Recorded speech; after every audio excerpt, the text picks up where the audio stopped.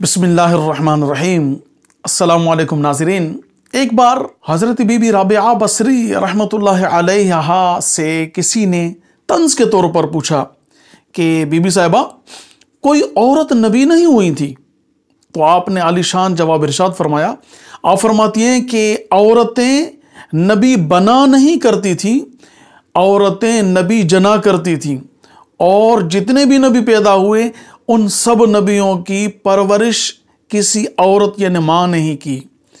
تو ناظرین، اسلام نے عورت کو عالی شان مقام عطا فرمایا ہے، اور اسلام نے عورتوں کے حقوق کی زبردست بات کی ہے۔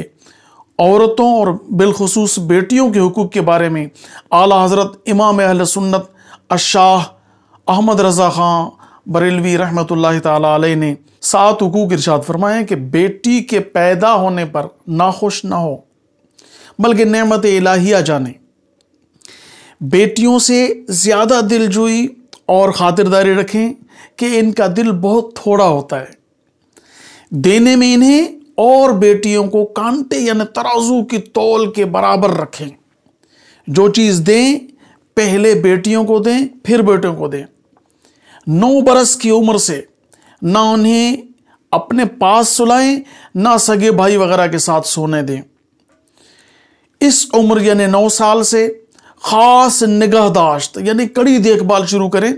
شادی برات میں جہاں ناچ اور گانے وغیرہ ہوں وہاں ہرگز نہ جانے دیں۔